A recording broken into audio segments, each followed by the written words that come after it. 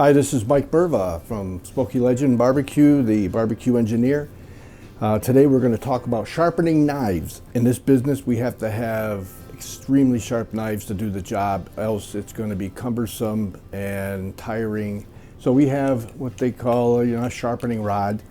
And oftentimes when a knife that we have doesn't require much sharpening, it just needs to be aligned.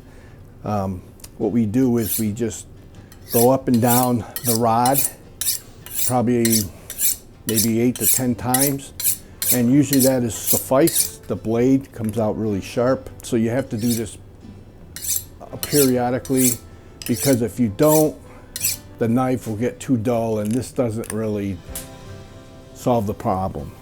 It usually, you might need to use a stone or another sharpening device, but this is usually to refine the knife.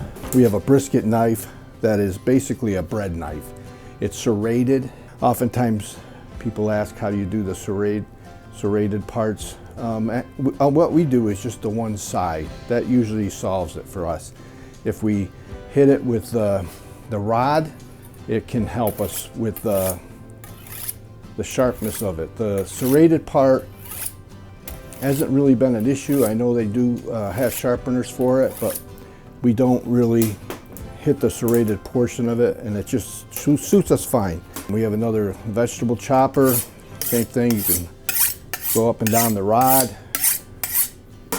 We have this thin knife, which is what we use a lot to trim brisket, and it's thin. You get it really sharp. It'll cut through the fat is really tough, and you want this to be sharp, else you're going to be fighting it. You're going to just be exhausted. We also have another skinny knife here. Actually, it was wider than it is. This is an old knife an old butcher gave me, and it just shows after so many years all the metal that comes down. I mean, it was probably another 1/4 inch thicker or wider, and it over the year, when you work the metal down, it gets skinnier and skinnier. This is over 100 years old. We have this old cleaver. This is an antique. This is over probably 125 years old, and I only use this occasionally. It does have a nice blade, but it's something that doesn't require a sharp 20-degree angle. Most of these are 20 to 30-degree angles.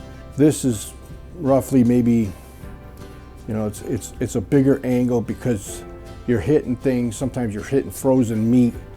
You're doing whole hogs, you're chopping them. So they don't require a very fine edge. One of the other things that we use before we use the actual electric grinder, this one also helps. It almost has the same purpose as the rod, and we take this and we just do this a couple times. Kind of lines the edge. This is the old-fashioned way where people used to sharpen the blades on a stone. They would either put water, if it was called a whetstone, or it would be oil, and you would just put it at an angle, try to get that 25 or 25 degree, and you can see it takes a long time to sharpen just one knife.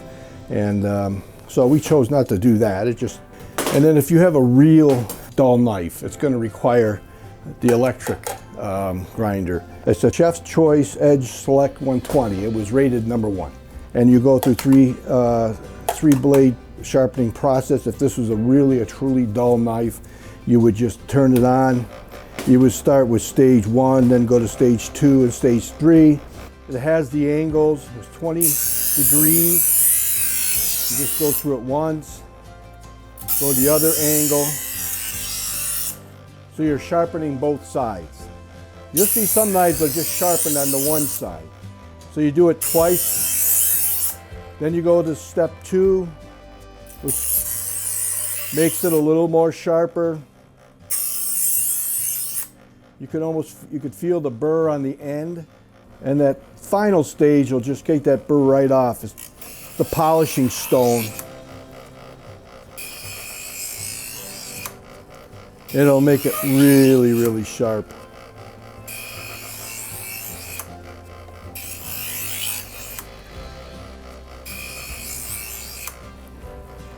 Perfect. So, and also we try to separate our knives. You put them in a drawer full of knives, they're gonna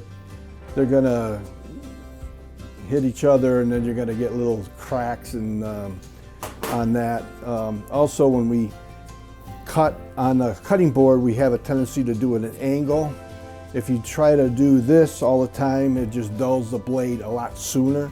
So we try to do the angle cut to give it a little more life. So here you got the sharpening pole. You could use the sharpening wheels. The stone, I don't recommend unless you want to make something really, really sharp, and that's just this time consuming. Of course, they have the strops too, the leather strops that we don't use.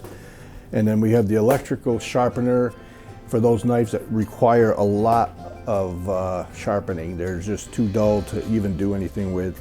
So that's what we have here. I hope that helps, because there's nothing like having sharp knives to do your work, especially in the barbecue business, and you're trimming and you're cutting meat and vegetables. It just makes it a lot easier on you and your employees. This is Mike Merva, the barbecue engineer from Smokey Legend Barbecue. Don't forget to like, comment, subscribe to see more videos like this. Have a great day.